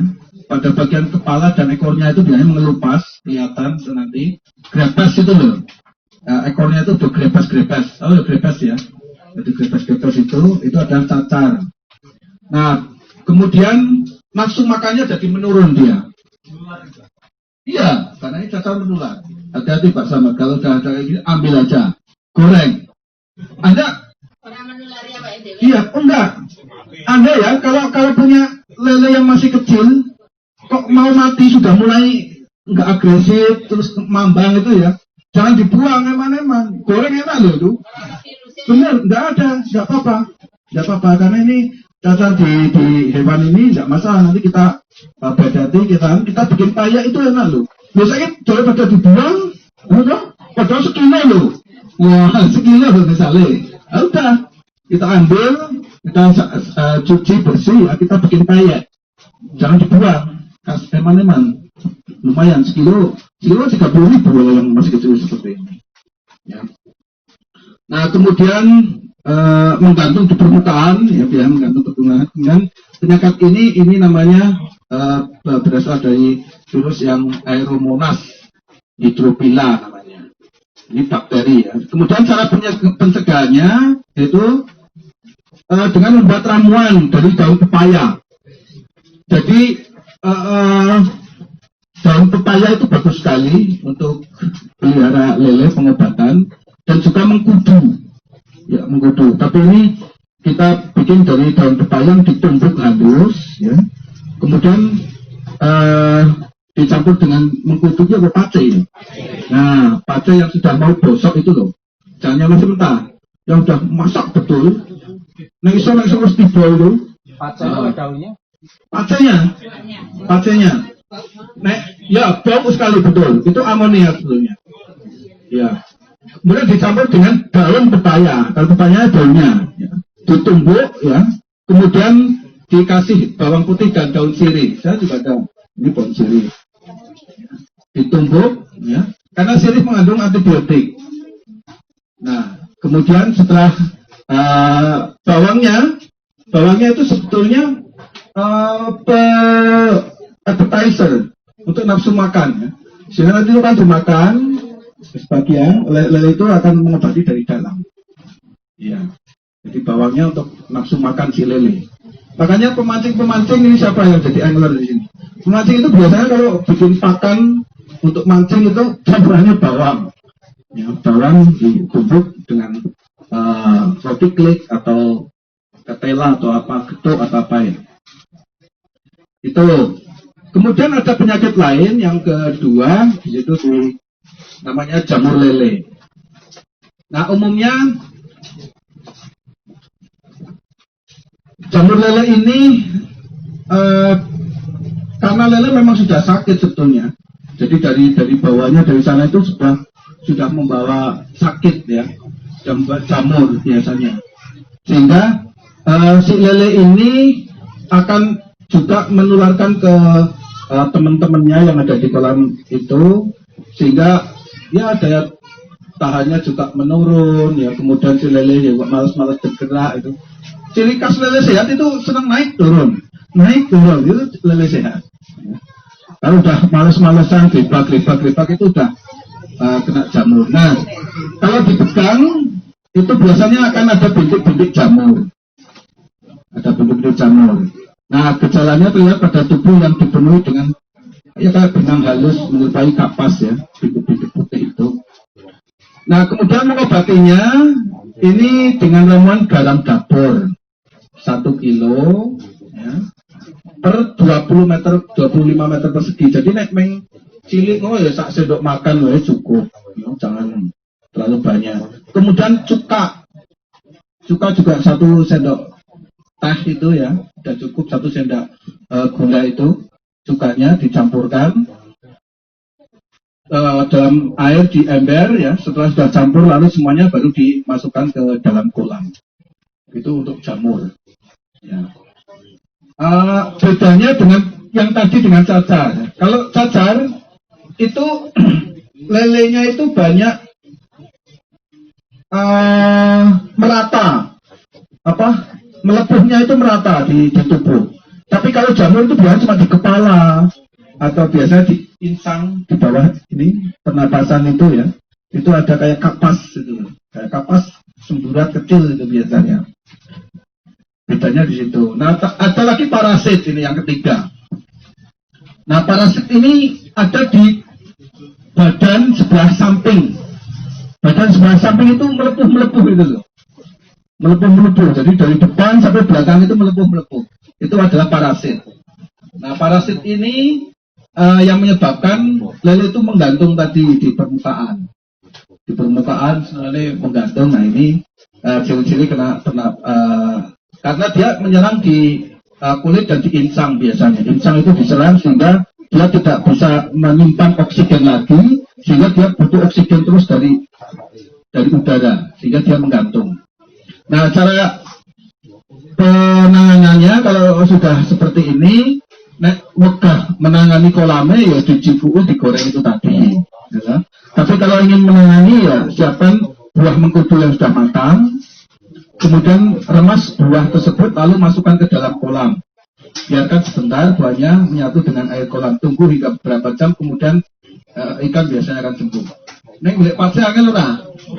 Ora. Oke. Nah, pace itu mandi banget. Kalau Anda punya kolam lele, siapkan pohon pace ya, di dekat Anda. Mungkin tonggone ora apa-apa udah goblok aja dijikui ya. Nah, itu.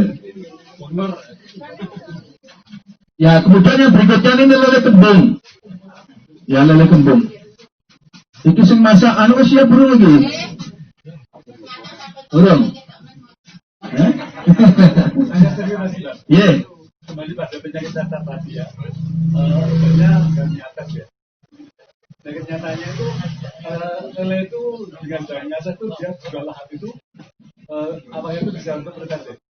Ya. Ya, jadi lele kalau sudah senang daun pepaya malah nih. Mas saya senang kalau ada lele yang dari semuanya memang sudah dikasih daun pepaya dulu sehingga mereka sudah terbiasa makan daun pepaya. Oh, membiasakan di rumah itu bagus. Dia pasti akan jauh dari penyakit. Oh, apalagi Pak Samad senang daun pepaya. Ini daun muda aja. Dan pepaya itu bagus sekali Pak. Jadi pepaya udah diusahakan. Saya juga yang di belakang nanti saya lihat itu saya kasih daun pepaya.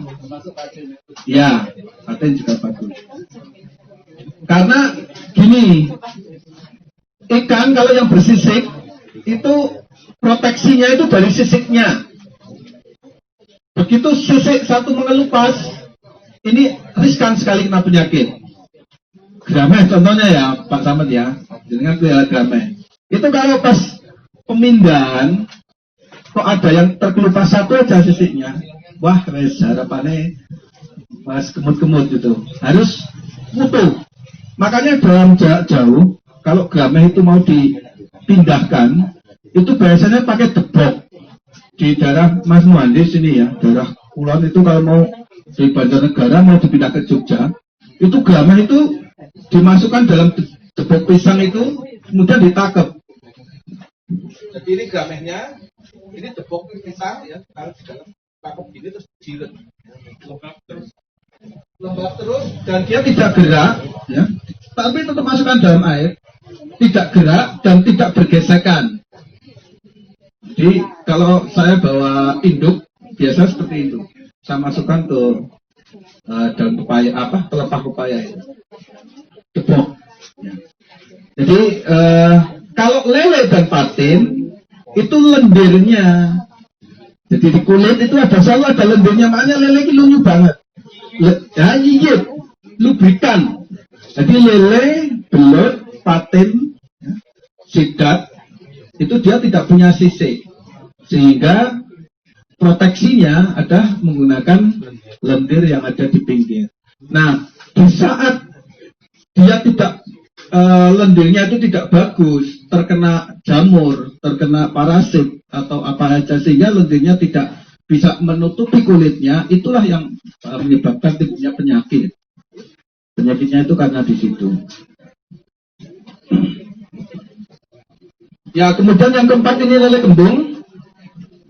Nah, lele kembung seperti kita sebutkan tadi, sebetulnya karena pakan, juga karena fluktuasi suhu. Ya, fluktuasi suhu.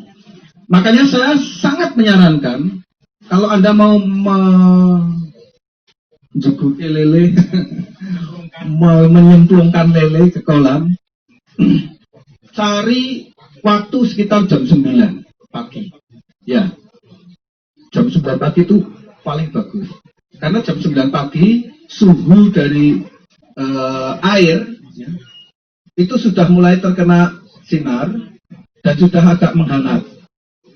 Sehingga nanti si lele waktu masuk, karena di jalan itu kan air juga hangat itu, karena terombang ambing, juga karena hawa dari udara itu hangat, sehingga akan cepat sekali beradaptasi. Kalau kita masukannya malam, sering ya, karena kita harus bawa bunyi ya, tetap dimasukkan ke dalam kolam. Oke, mati, betul. Karena fluktuasi suhu udara itu sangat drastis, sehingga akan menimbulkan kembung seperti ini. Nah, kembung itu juga disebabkan tadi pakan. Ya. Pakan lele itu yang bagus kalau Anda mau ngasih makan lele, itu jangan pelet langsung dimasukkan ke air, tapi dibibis istilahnya. Dibibis itu ya, kita ambil satu genggam pakan ya, pelet, kemudian masukkan ke wadah ya, ember atau apa, kita kasih air, kita biarkan sekitar 5 menit. Ya, dia akan mengembang ya. Kalau bisa airnya itu Anda campuri dengan, kalau masih kecil-kecil loh lelenya ya, Yakult itu loh, Yakult itu campuri Yakult sedikit aja, karena dia akan melancarkan pencernaan nanti di dalam. Foto ya, probiotik foto sama kita. Nah, nanti dibibis dulu, setelah dia mengembang, itu baru kita kasih, sehingga nanti waktu dimakan oleh si lele, dia makan 3 aja sudah merasa kenyang, dia nggak akan makan lagi. Ya, itulah ukuran perut dia. Tapi kalau kita masih berupa kering itu, ngambang, ya, dipangan, seneng banget dengan delok. Wah, terkejebung ya. Dan itu, selama kita masih kasih makan, pasti masih dimakan. Karena ukurannya kecil masih. Nah, orang ngerti ya, setelah di dalam perut, dia akan mengembang, makanya jadi kembung seperti itu. Ini yang sering sekali terjadi pada kita saat kita beli lele kemarin pagi harinya diunak kasih makan seperti itu. Nah, terus mesti hari berikutnya terus ngatang-ngatang apa ya. Nah, iya. Ini hati-hati sekali ya. Langsung panen. Kecuali lele itu sudah besar. Kalau lele itu sudah besar, artinya rongga perutnya juga sudah besar. Kita kasih makan yang terlalu banyak pun itu juga akan boros, sehingga ya tidak smart tadi. Ini. Oh, mau masak, oke, masaknya biar sekalian demo. Jadi ya, kemudian di situ cara mengembalikan daya tahan tubuh lele supaya tidak mengembung lagi, ini dipisahkan lele yang kembung tadi dengan yang sehat. Kemudian jangan dikasih makan dulu, dikasih aliran air. Ya, bisa memakai ini. Kasih air mengalir terus sehingga oksigen akan ada terus di dalam air, oksigen terlalu dalam air itu akan ada terus. Nah, terus kemudian si lele ini akan lama-lama kempes. Nah, baru setelah itu kita kasih makan lagi dengan cara dibibis tadi. Ya, dibibis. Jangan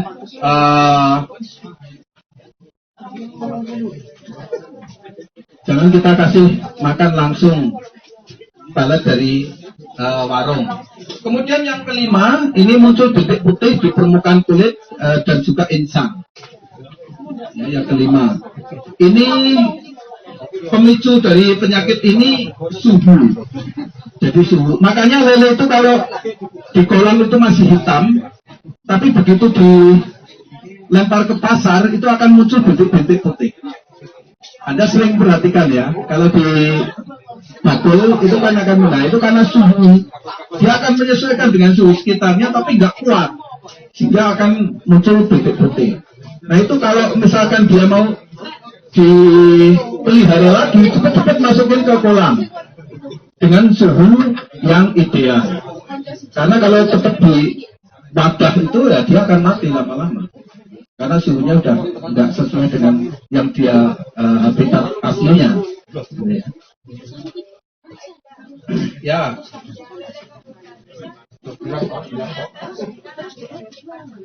Ya. Nah, antibiotik yang sering kita gunakan di lele ini daun sirih. Daun sirih ya, ini antibiotik alami. Ya. Tapi kalau misalkan kepingin dengan cepat itu beli Super Tetra. Super Tetra berapa Mas Datono sekarang? Mas Datono yang sering beli itu. Ya. Super Tetra itu bisa dikasihkan. Jadi 1 meter persegi kasih aja dua kapsul ya. 2 kapsul itu nanti semua. Tapi saya efektif sekali pakai daun sirih. Daun sirih kita tumbuk, kita masukkan ke situ. Cuma agak lamban. Nah, kalau Super Tetra cepat sekali. Super Tetra masukin udah langsung. Ada lagi? Ya. Itu yang ikannya bermasalah, kalau satu kolam kan satu kolam. Kalau cuma beberapa ekor, apakah satu kolam diterima? Kalau cuma beberapa ekor ya diambil yang bermasalah aja masalah itu. Jadi yang lain nggak usah ditreatment. Ya, karena yang bermasalah ini yang perlu ditreatment. Ya, ini Mas Erwin lagi menghidupkan namanya TSHE, Tungku Sehat Hemat Energi. Ini kita dapatkan ilmunya sewaktu ada pendidikan dari Kementerian Energi di Dian Desa di Jalan Kaliurang. Ya, itu mengundang kami untuk membuat berkreasi bikin TSHE. Kemudian karena gas itu ternyata produk by produk, artinya sebetulnya gas itu hasil dari pengeboran gas lain, mungkin minyak atau apa, keluar gas dan lama-kelamaan akan habis. Sehingga di Kementerian Energi itu memodifikasi, berkreasi untuk membuat TSHE. Ini kreasi saya sendiri. Cuma harusnya ini ada di sini ada kipas ya. Jadi kipas ini akan kipas angin ya, pakai listrik juga bisa, akan menyemburkan apinya ke atas. Cuma ini cuma saya sih lupa. Wah, itu Bin, itu Bin. Apa dia? Apa dibuka kok? Mas dibuka. Nah, dibuka ning diurepe, mau dikasih aja batok nek apa aja sepet ning api dikasih api. Aja sepet api.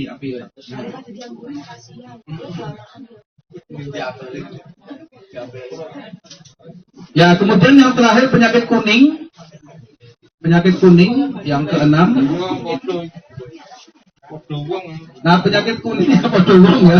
Podowong juga punya penyakit kuning ya. Ini nutrisi, ini sebenarnya karena nutrisi. Jadi makanannya tidak tepat, biasanya akan menghasilkan penyakit kuning ini. Biasanya wong kurang zat gula ya. Kuning itu biasanya kurang zat gula. Makanya kalau penyakit kuning ini kita biasanya membibis pelet dengan molase atau tetes tebu sebelum dikasihkan ke ikan. Sebelum dikasihkan ke ikan itu pembibisannya itu dengan tetes tebu. Ya, kemudian yang terakhir yang nomor 7 ini kumis keriting. Ini jarang sebetulnya, jarang ya kumis keriting ini. Cuma ada, kadang-kadang ada juga, tapi nggak banyak kumis keriting. Dan ini udah besar, ya, sudah besar. Ini kumisnya nggak lurus-lurus, tapi ada yang bengkok-bengkok keriting seperti itu.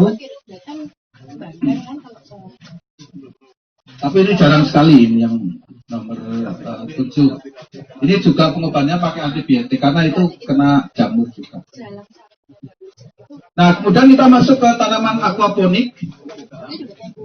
Ya, aquaponik yang sekarang lagi marak ya. Nah, aquaponik ini sebetulnya tidak cuma kangkung ya, tapi bisa kemangi, sawi. Sekarang bisa kita lihat di belakang ya. Di belakang itu saya ada sawi juga saya tanam. Nah, kemudian cara bikinnya yang dibutuhkan itu kawat, kemudian tang ya, kawat, tang.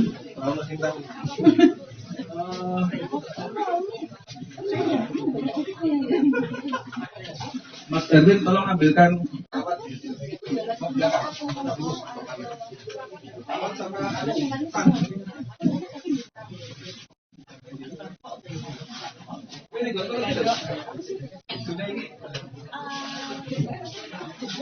Ya, jadi yang nah ini Mas Erwin sudah menyiapkan kawat ya untuk aquaponik. Itu kita biasanya kalau di toko dia sudah ada. Tapi kalau mau berkreasi sendiri kan lebih ngirit ya. Lebih ngirit. Nah, cara bikinnya ini gampang sekali. Oh, ini ada. Nah, kebetulan ini ada bekas pilok ya. Bekas pilok.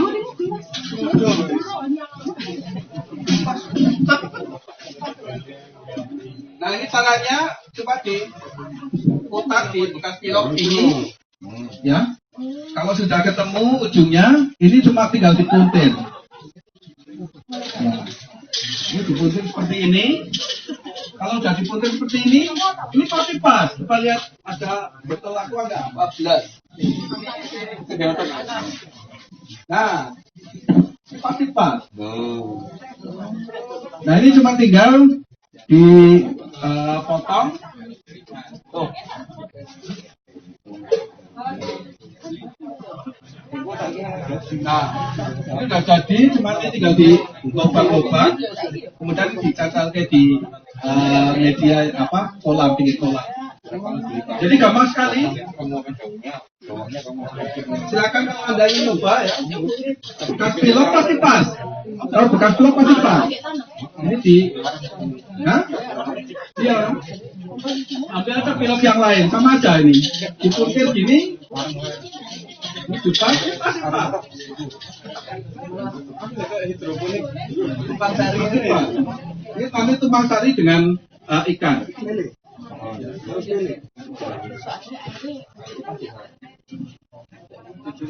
Nah, nanti kita lihat di belakang sudah ada yang kolam sarang ditanami.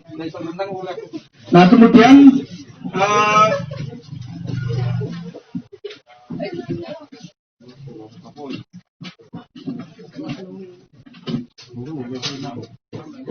ya, yang paling akhir, halaman terakhir itu budidaya ikan. Itu pasti di tahun pertama itu ikan makan kantong kita. Ya, jadi ikan Anda harus siap ya. Di tahun pertama itu ikan akan makan kantong kita. Nah, kantong ora tebel ya wis entek malah ras tomatian. Nanti di tahun kedua ikan makan ikan. Jadi ada lain apa-apa ya toh. Neng ikan juga tidak makan kantong kita. Ikan makan ikan. Tapi nanti di tahun ketiga, nah ini baru kita makan ikan. Nah, jadi artinya gini, usaha perikanan itu Anda harus siapkan dana untuk 3 tahun. Ya, 3 tahun. Jadi siap-siap. Kalau misalkan Anda cukup dana cuma untuk 1 tahun, waduh tumbang, ya, tumbang. Ya, kemudian budidaya ikan adalah ngurusi nyawa. Ya, ngurusi nyawa. Ingat bahwa nyawa itu adalah faktor X. Ada titipan dari sana. Jadi artinya, nah, yang kira dine wahyu kon mumat nyawa, mbok modal dulu ente. Anda mesti pernah dengar, pasti pernah dengar. Ya. Wong kemelinti do modal apa? Do reko-reko, wah, gawe kolam. Gitu. Neng dhek tangane panas. Istilah Jawa, tangane panas. Ora dinai wahyu ndonge nyawa itu loh. Tetep di wahyu. Tetep ae bangkrut. Mati. Kita ya sama. Anda pernah dengar tuh usaha kita mati kabeh. Kijang siji, Innova loro entar. Karena ini bukan mesin. Yang kita hadapi itu nyawa. Sehingga Anda harus sadar dulu. Artinya kalau begitu Anda tangan itu panas ini dulu mari terusnya harus anda-andaan. Itu ya. Itu saya kira dari saya. Monggo kita lihat kolam yang belakang. Sambil di sini masih pada masak. Nanti fokusnya banget ya.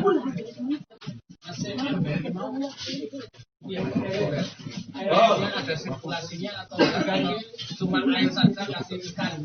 Ya, jadi untuk memelihara lele di dalam ember perlu diperhatikan. Ya. Emulsi ini adalah untuk 1 meter persegi. Artinya Anda harus punya bak tampungan, ya, atau kolam tampungan untuk persediaan air siap bumi. Jangan sampai air yang ada di ember itu air yang baru dari keran. Air baru dari keran langsung untuk dikasih lele, wassalam. Wassalam. Nah, jadi Anda punya bak, ya, tandon, ya, bisa beli yang tandon air itu, ya, dikasih molase ini dulu, dikasih emulsi ini dulu, sampai air itu siap. 2 minggu itu sudah siap. Baru masukkan ke ember tadi. Ya, Mas Kiki, masukkan ke ember. Nah, itu ember itu sudah siap untuk lele. Kapan perlu diganti?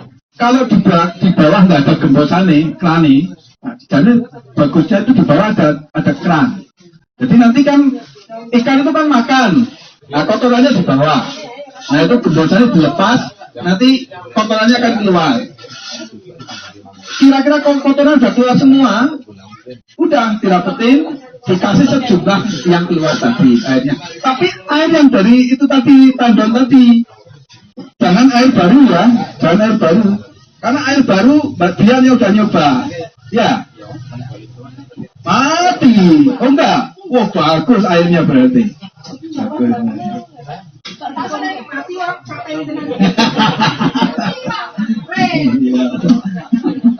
Ya, tapi lebih baiknya pakai tandon tadi. Udah airnya udah air siap, ya. Artinya dia bukan air tanah langsung. Dia sudah ada zatnya moina dan rotifera di situ. Dia akan gitu. Tapi kalau misalkan perkecualian punya Mbak Dian hidup ya sampai banget tuh. Nah, ya. Atau kalau misalkan, oh ya bisa air sumur juga. Oh ya mungkin. Tapi ini air keran dari pam jangan. Ya, itu harus diendapkan dulu. Ya. Nah kemudian kalau misalkan tidak ada keran gembosannya di bawah, itu Anda bisa pakai selang, ya. Kemudian disedot, tapi jangan pakai ini loh ya, dikasih airnya aja penuh, terus nanti kayak kita naik bangku bensin itu loh, nuang bensin dan itu nanti disedot yang kotor di bawah. Sudah keluar semua, dikasih air baru. Anda punya sedotan yang aqua enggak? Aqua itu loh, cocok itu loh. Kalau camping biasanya itu ada yang untuk nyedot aqua dari dalam galon, ya. Nah, ya. Jadi seperti itu. Ada lagi pertanyaan? Maka kita lihat ya, nanti saya tunjukkan ke belakang untuk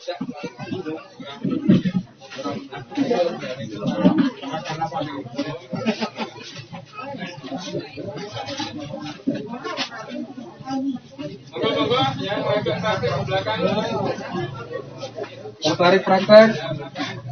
Praktek makan nasi. Ambil Mbak, Ayo masak-masak ya. Geram tuh Mbak. wis dikeraske dalane.